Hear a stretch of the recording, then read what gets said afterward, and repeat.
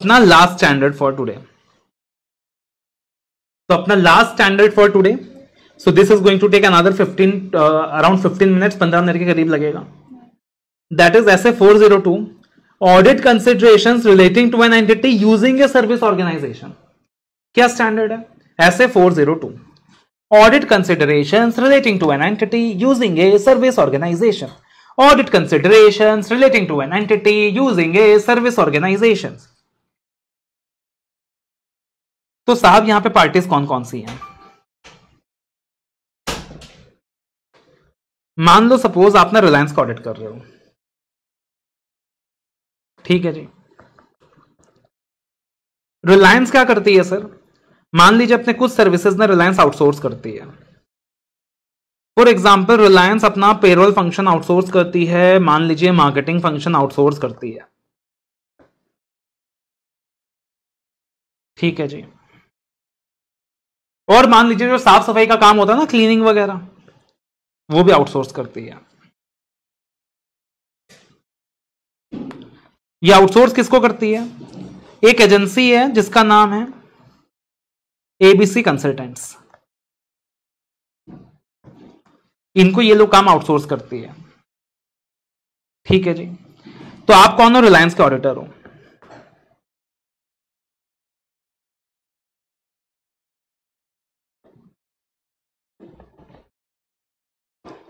तो अब यहां पे सर रिलायंस कौन है? यहां पे रिलायंस कौन है? रिलायंस है यूजर एंटिटी. रिलायंस ने अपना कुछ सर्विस आउटसोर्स किया एबीसी कंसल्टेंट्स को. तो ये जो एबीसी कंसल्टेंट्स है ये है सर्विस ऑर्गेनाइजेशन, ठीक है जी.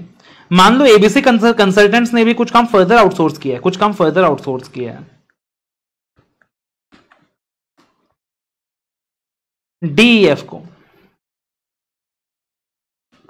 तो डीईएफ को बोला जाएगा सब सर्विस ऑर्गेनाइजेशन. अब अगर आप यहां पे रिलायंस के ऑडिटर हो तब कहलाओगे ऑडिटर ऑफ यूजर एंटिटी. अगर आप एबीसी कंसल्टेंट्स के ऑडिटर हो तब आप कहलाओगे that is auditor of service organization. और अगर आप सब सर्विस ऑर्गेनाइजेशन यानी डीईएफ के ऑडिटर हो तब आप कहलाओगे auditor of sub service organization. Clear है? तो अब आप यहां पे क्या हो सर? रिलायंस का ऑडिटर हो, यानी आप यूजर एंटिटी के ऑडिटर हो. अगर आप यूजर एंटिटी के ऑडिटर हो ना, अगर आप यूजर एंटिटी के ऑडिटर हो ना,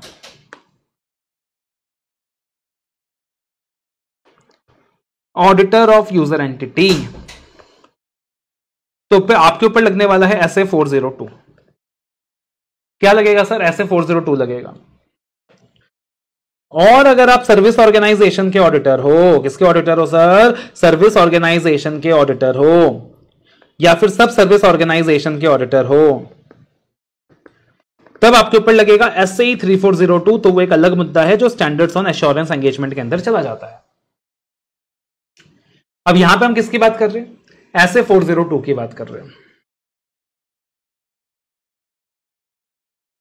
तो सबसे पहले सर्विस ऑडिटर कौन है, सर्विस ऑर्गेनाइजेशन कौन है, यूजर एंटिटी कौन है, यूजर ऑडिटर कौन है. आप देखो लॉजिकल से चीज समझो. आप किसका ऑडिट कर रहे हो साहब? आप रिलायंस का ऑडिट कर रहे हो, आप रिलायंस के ऑडिटर हो. बट रिलायंस ने कुछ सर्विसेज आउटसोर्स कर रखी हैं टू एबीसी कंसल्टेंट, जो कि एक सर्विस ऑर्गेनाइजेशन है. अब आपको यह देखना है कि ये जो सर्विसेज आउटसोर्स कर रखी हैं, क्या ये सर्विसेज मटेरियल हैं? क्या ये रिलायंस के फाइनेंशियल रिपोर्टिंग को अफेक्ट करती हैं? अगर ये रिलायंस के फाइनेंशियल रिपोर्टिंग को अफेक्ट नहीं करती हैं तो ठीक है यार, करने दो आउटसोर्स, मुझे क्या मतलब है. लेकिन अगर ये रिलायंस के फाइनेंशियल रिपोर्टिंग को मतलब रखती हैं तो मुझे कहीं ना कहीं ये जो आउटसोर्स सर्विसेज है इसके रिगार्डिंग भी अंडरस्टैंडिंग लेना होगा. लेकिन प्रॉब्लम ये है कि ये काम तो इन्होंने आउटसोर्स कर रखा है एबीसी कंसल्टेंट्स को, और प्रैक्टिकली ऐसा तो फिजिबल नहीं है ना कि मैं एबीसी कंसल्टेंट्स के वहां जाके ऑडिट करूं. वो तो फिजिबल है नहीं कि मैं जाके एबीसी कंसल्टेंट्स के वहां जाके ऑडिट करूं. क्योंकि सोच के देखो, एबीसी कंसल्टेंट्स खाली रिलायंस का काम नहीं कर रहा, वो हो सकता है और भी कितने एंटिटीज का काम कर रहे हो. अगर सबके ऑडिटर्स एबीसी कंसल्टेंट्स में पहुंच गए फिर वो बोलेगा भैया मैं अपना धंधा पानी बंद करता हूं, तुम लोग आके ऑडिट ही कर लो. तो प्रैक्टिकली यहां पे हमें एक स्टैंडर्ड एक सॉल्यूशन देता है. क्या सॉल्यूशन देता है? बोलता है काम कीजिए, आप एबीसी कंसल्टेंट्स को बोलिए कि वो आपको ना अपने ऑडिटर्स के द्वारा एक रिपोर्ट सबमिट करा दे. वो आपको अपने ऑडिटर्स के द्वारा एक रिपोर्ट सबमिट करा दे और उस रिपोर्ट के अंदर आपको एक एश्योरेंस मिल जाए कि जो भी कंट्रोल्स वगैरह आउटसोर्स किया गया था वो बराबर है. जिसको हम लोग बोलते हैं टाइप 1 रिपोर्ट या टाइप 2 रिपोर्ट, जिसको हम लोग बोलते हैं टाइप 1 रिपोर्ट या type 2 report. So that is the concept of this very standard. सबसे पहले अपने को क्या करनी है सर, अंडरस्टैंडिंग लेनी है सर्विसेज की। अपने को अंडरस्टैंडिंग लेनी है सर्विसेज की कि अगर एक यूजर एंटिटी सर्विस ऑर्गेनाइजेशन के सर्विसेज को यूज करता है तो अपने को अंडरस्टैंडिंग लेनी है ऐसे 315 के अकॉर्डिंग। अंडरस्टैंडिंग में किन चीजों की अंडरस्टैंडिंग लेनी है, 4 चीजों की अंडरस्टैंडिंग लेनी है। सबसे पहले अंडरस्टैंडिंग लेनी है nature of services provided by the service organisation. वो कौन से सर्विसेज हैं जो एसओ यूजर एंटिटी को प्रोवाइड कर रहा है, वो कितनी सिग्निफिकेंट है, नेचर ऑफ सर्विसेज। ठीक है जी। और नेचर ऑफ सर्विसेज की जानकारी आपको कैसे मिलेगी, आपको यूजर मैनुअल से मिल सकता है, उनके बीच कोई कॉन्ट्रैक्ट एंटर हुआ है वहां से मिल सकता है। फिर आप देखो nature and materiality of transactions processed और अकाउंट्स और financial reporting affected by the service organization, कि सर्विस ऑर्गेनाइजेशन के वहां जो ट्रांजैक्शंस प्रोसेस हो रहा है उससे फाइनेंशियल रिपोर्टिंग में क्या इंपैक्ट आ रहा है। फिर आप देखो डिग्री ऑफ इंटरेक्शन क्या, आप अंडरस्टैंडिंग लो क्या चीज, किस चीज का डिग्री ऑफ इंटरेक्शन क्या है सर्विस ऑर्गेनाइजेशन और यूजर एंटिटी के बीच। आप देखो अंडरस्टैंडिंग लो आप, डिग्री ऑफ इंटरेक्शन क्या है सर्विस ऑर्गेनाइजेशन और यूजर एंटिटी के बीच। ठीक है जी। और चौथी चीज आप अंडरस्टैंडिंग लो, रिश्ता क्या है user entity and service organisation के बीच। Nature of relationship between the user entity and the service organization, nature of relationship between the user entity and the service organization. इनके जो भी कॉन्ट्रैक्चुअल टर्म्स है वो चेक कर लीजिए, जो भी कॉन्ट्रैक्ट वगैरह है उसे चेक कर लीजिए। ठीक है ना, जो भी कॉन्ट्रैक्ट वगैरह है आप क्या कर लो सर, उसे चेक कर लो।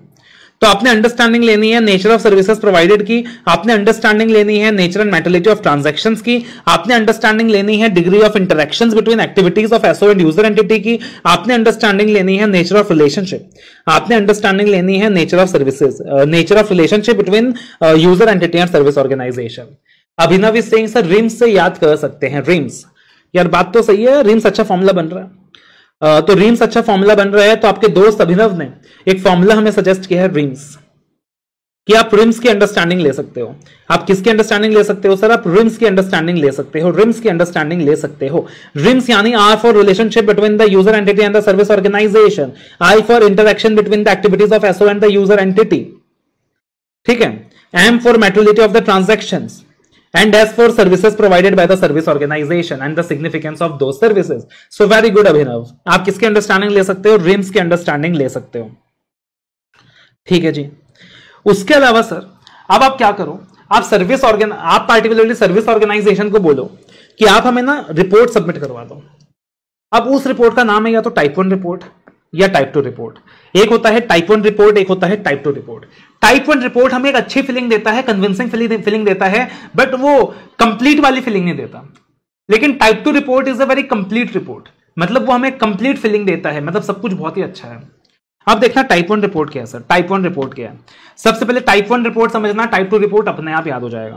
बोला सुनो सुनो सुनो, सबसे पहले अब बेसिकली लॉजिकली समझो, एक एसओ है, यूजर एंटिटी ने एसओ को काम आउटसोर्स किया। अब हमें क्या चाहिए कि एसओ एक स्टेटमेंट दे, एसओ एक डिक्लेरेशन दे कि बॉस आपको टेंशन लेने की जरूरत नहीं है, जो भी कंट्रोल्स हमने इंप्लीमेंट किया है, जो भी कंट्रोल्स हमने इंप्लीमेंट किया है फॉर योर सर्विसेज वो सब बराबर है। तो हमें क्या चाहिए, एसओ की तरफ से कंफर्मेशन चाहिए, एसओ की तरफ से एक डिस्क्रिप्शन चाहिए कि एसओ बोले कि बॉस सारा कंट्रोल्स बराबर है। दूसरी चीज अपने को क्या चाहिए कि एसओ ने तो बोल दिया, मैनेजमेंट ने तो बोल दिया, लेकिन एक ऑडिटर भी उस चीज को वेरीफाई करके रिपोर्ट दे कि भाई जो मैनेजमेंट बोल रहा है सही बोल रहा है। अपने को ये दो चीजें चाहिए। अपने को सबसे पहले चाहिए एसओ का जो मैनेजमेंट है उसका स्टेटमेंट, और फिर अपने को चाहिए कि ऑडिटर ये बोल दे, रीजनेबल एश्योरेंस दे दे कि मैनेजमेंट जो बोल रहा है सही बोल रहा है। That's it. अब टाइप 1 रिपोर्ट क्या है सर, टाइप 1 रिपोर्ट एक रिपोर्ट है that comprises of description prepared by management of the SO system, control objectives and relative controls that have been designed and implemented at a specified date. यहां पे underline करिएगा specified date. तो यहां पे management एक description दे रहा है साहब कि पार्टिकुलरली हमारा सिस्टम क्या है, कंट्रोल ऑब्जेक्टिव्स क्या है, और वो कौन कौन से कंट्रोल्स हैं जो हमने किसी स्पेसिफाइड डेट में इंप्लीमेंट किए हैं। अब फिर एसओ के ऑडिटर से हमें रिपोर्ट भी चाहिए, बिकॉज हमें मैनेजमेंट के बात पे पूरा भरोसा नहीं है। तो अगली चीज में क्या आएगा कि एसओ का ऑडिटर एक रिपोर्ट देगा, एक रीजनेबल एश्योरेंस देगा कि जो भी एसओ ने डिस्क्रिप्शन दिया है regarding the design of controls वो सही दिया है, जो भी एसओ ने डिस्क्रिप्शन दिया है regarding the design of controls वो सही दिया है to achieve the control objectives. अब याद रखिएगा यहां पे जो मैनेजमेंट ने डिस्क्रिप्शन दिया है वो डिजाइन ऑफ कंट्रोल्स के बारे में दिया है। यहां पे मैनेजमेंट ने जो डिस्क्रिप्शन दिया है वो डिजाइन ऑफ कंट्रोल्स के बारे में दिया है और एक स्पेसिफाइड डेट में दिया है। और यहां पे ऑडिटर भी अपने रिपोर्ट में जो रीजनेबल एश्योरेंस देगा वो उसी चीज के रिगार्डिंग देगा कि जो डिजाइन ऑफ कंट्रोल्स है वो प्रॉपर है। अब टाइप 2 रिपोर्ट क्या होगा पता सर? टाइप 2 रिपोर्ट क्या होगा? टाइप 2 रिपोर्ट में जो मैनेजमेंट हमें डिस्क्रिप्शन देगा वो सिर्फ डिजाइन ऑफ कंट्रोल्स के बारे में नहीं देगा, वो ये भी देगा कि ऑपरेटिंग इफेक्टिवनेस ऑफ कंट्रोल्स। तो टाइप 1 रिपोर्ट में मैनेजमेंट ने, जो एसओ के मैनेजमेंट ने डिस्क्रिप्शन दिया था, वो सिर्फ किसके बारे में दिया था? डिजाइन ऑफ कंट्रोल्स के बारे में दिया था और स्पेसिफाइड डेट में दिया था। टाइप 2 रिपोर्ट में क्या होगा पता है? यहां पे मैनेजमेंट जो डिस्क्रिप्शन देगा वो सिर्फ डिजाइन ऑफ कंट्रोल्स के बारे में नहीं देगा, ये ऑपरेटिंग इफेक्टिवनेस के बारे में देगा कि कंट्रोल्स ऑपरेटिवली इफेक्टिवली ऑपरेट कर रहे हैं कि नहीं। और ये सिर्फ स्पेसिफाइड डेट में नहीं देगा, ये थ्रू आउट द पीरियड में देगा, थ्रू आउट द पीरियड में देगा। सिमिलरली जो ऑडिटर का रिपोर्ट होगा वो भी ज्यादा कॉम्प्रिहेंसिव होगा। तो टाइप 1 रिपोर्ट में ऑडिटर भी अपने रिपोर्ट में क्या लिखता था कि डिजाइन बराबर है ऑन द स्पेसिफाइड डेट, लेकिन टाइप 2 रिपोर्ट में ऑडिटर क्या बोलेगा कि जो कंट्रोल्स है वो वाकई इफेक्टिवली ऑपरेट कर रहे हैं। डिजाइन तो बराबर है ही है, लेकिन साथ में जो कंट्रोल्स है वो भी इफेक्टिवली ऑपरेट कर रहे हैं, जो कंट्रोल्स है वो भी बराबर ऑपरेट कर रहे हैं थ्रू आउट द पीरियड। तो type 2 report is going to be more comprehensive. लेकिन लॉजिकली सोचो, लॉजिकली सोचो, लॉजिकली सोचो बेटा, लॉजिकली सोचो कि अब टाइप 2 रिपोर्ट में ऑडिटर ने क्या बोला है कि कंट्रोल्स इफेक्टिव है। टाइप 2 रिपोर्ट में ऑडिटर ने किस चीज के बारे में रीजनेबल एश्योरेंस दिया है? दैट कंट्रोल्स इफेक्टिव है। तो auditor he will also describe the test of controls he will perform, he will also describe the test of controls he has performed to come at that conclusion। तो कौन कौन सा TOC perform किया, क्या sample रखा, सब कुछ वो डिस्क्राइब करेगा कि मैंने क्या क्या टीओसी परफॉर्म करा, कौन कौन से टेस्ट ऑफ कंट्रोल्स परफॉर्म करे, और मैं कैसे बोल पा रहा हूं कि कंट्रोल्स बराबर है। तो सब कुछ बताएगा वो। तो ये हो गया type 1 report and type 2 report, ये हो गया type 1 report and type 2 report. ठीक है जी। अब आगे ऐसा भी हो सकता है कि सर्विस ऑर्गेनाइजेशन ने सब सर्विस ऑर्गेनाइजेशन को काम आउटसोर्स किया हो, तो ऐसा भी हो सकता है कि टाइप 1 एंड टाइप 2 रिपोर्ट जो अपने को मिलेगा उसके अंदर सब सर्विस ऑर्गेनाइजेशन के कंट्रोल्स का भी डिस्क्रिप्शन आएगा। अगर वहां सब सर्विस ऑर्गेनाइजेशन के कंट्रोल्स का डिस्क्रिप्शन आएगा तो उसको बोलते हैं कार्विन मेथड या इंक्लूसिव मेथड ऑफ रिपोर्टिंग। और अगर सब सर्विस ऑर्गेनाइजेशन का रेफरेंस नहीं आएगा तो उसको बोलते हैं एक्सक्लूसिव मेथड ऑफ रिपोर्टिंग या फिर carve out method of reporting, कि हम तो अपने सब सर्विस ऑर्गेनाइजेशन को एक्सक्लूड करके चल रहे हैं। ठीक है जी। उसके बाद यहां एक क्वेश्चन और बनता है, उसके बाद यहां एक क्वेश्चन और बनता है कि मान लीजिए यूजर ऑडिटर ने प्लान किया है कि वो टाइप 1 या टाइप 2 रिपोर्ट यूज करेगा as audit evidence to support the user auditor's understanding about the design and implementation of control. तो वो क्या क्या एक्सपेक्ट्स को कंसिडर करेगा? अब यूजर एंटिटी के ऑडिटर ने कंसिडर किया है कि वो टाइप 1 या टाइप 2 रिपोर्ट क्या करने वाला है, यूज करने वाला है as audit evidence to support his understanding about the design and implementation of controls at the service organization। तो यूजर ऑडिटर क्या क्या करने वाला है? इन अदर वर्ड्स क्वेश्चन में क्या पूछा जाएगा? What are the aspects to be considered by the auditors of user entity in using assurance report given by the auditors of service organization as audit evidence that controls at service organization are operating effectively। तो सबसे पहली चीज आप ये सोच के देखो, आप ये सोच के देखो कि टाइप 1 रिपोर्ट में किस चीज का डिस्क्रिप्शन दिया गया था। जो भी टाइप 1 या टाइप 2 रिपोर्ट था उसमें किस चीज का डिस्क्रिप्शन दिया गया था? अगर टाइप 1 रिपोर्ट था तो डिजाइन के बारे में, और अगर टाइप 2 रिपोर्ट था तो design plus operating effectiveness of controls के बारे में एट ए स्पेसिफाइड डेट और throughout the period, at a specified date और थ्रू आउट द पीरियड।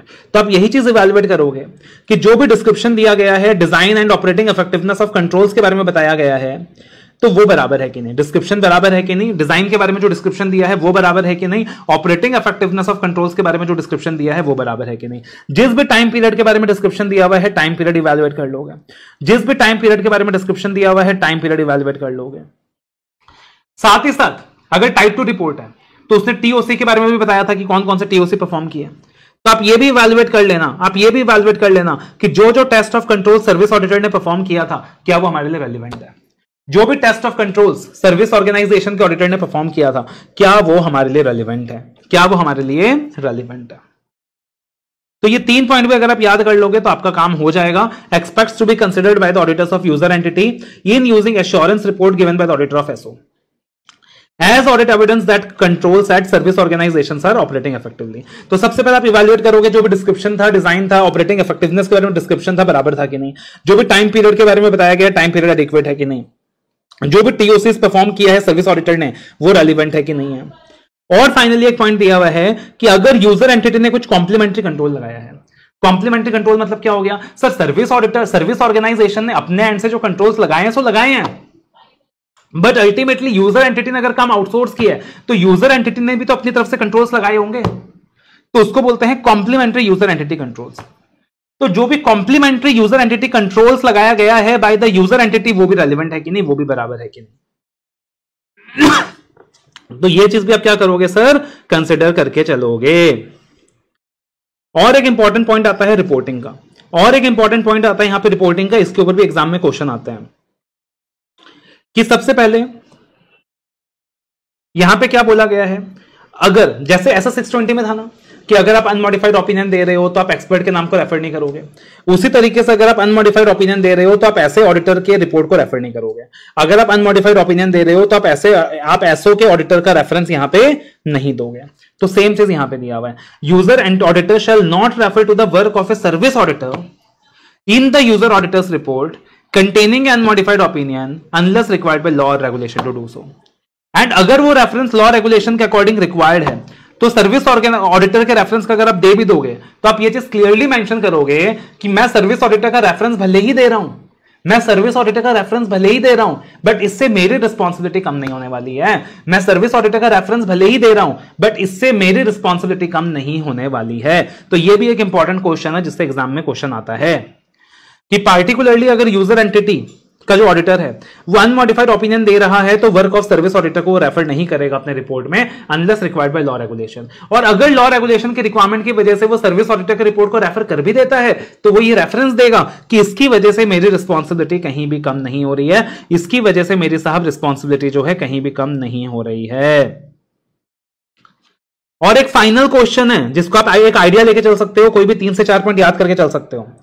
मैंने क्या बोला था कि बॉस यूजर एंटिटी ने काम आउटसोर्स किया सर्विस ऑर्गेनाइजेशन को, अब मेरे को यह देखना है कि वो जो सर्विसेज आउटसोर्स की है क्या वो फाइनेंशियल रिपोर्टिंग को अफेक्ट कर रहा है कि नहीं। अगर वो फाइनेंशियल रिपोर्टिंग को अफेक्ट कर रहा है तभी मैं बॉदर्ड हूं, वरना मैं बॉदर्ड नहीं हूं।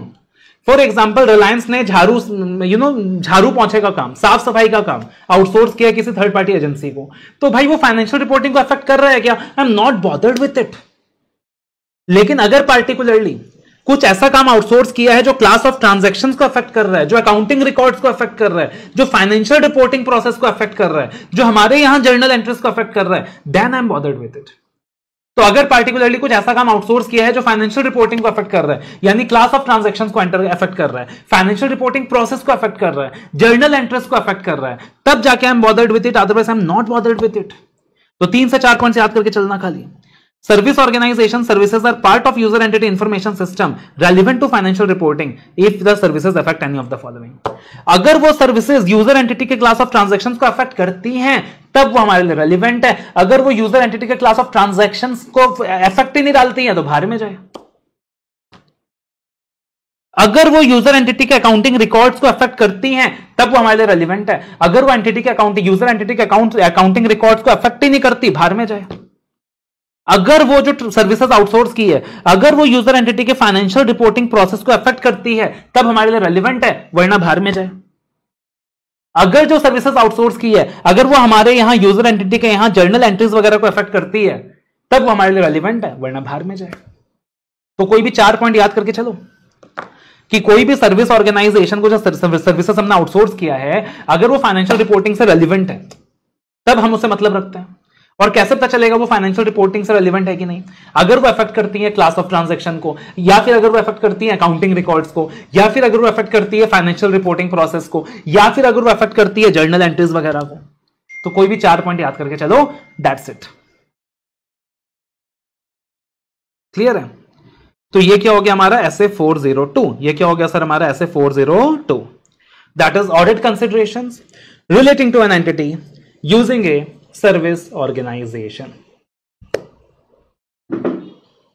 तो ये सारे बहुत ही बढ़िया स्टैंडर्ड्स हैं, बहुत ही अच्छे स्टैंडर्ड्स हैं, राइट? टेक्निकल स्टैंडर्ड्स हैं बाय नेचर। होपफुली मजा आया होगा। कमेंट करके जरूर बताना कि सेशन में मजा आया, नहीं आया, बेनिफिशियल था, नहीं था। कमेंट करके जरूर बताना। अगर आपको लगता है सेशन अच्छा था, बेनिफिशियल था और ये जो मुहिम हमने चलाया है इससे आपको बेनिफिट हो रहा है, तो भाइयों एक रिक्वेस्ट है, हर कोने में वीडियो को पहुंचाओ। Every nook and corner, every Telegram channel, every WhatsApp channel. Comments करके बताओ, लाइक करो और सबसे इंपॉर्टेंट मेहनत करो, पढ़ाई करो। 70+ चाहिए, ठीक है ना? All the very best, love you all, take care.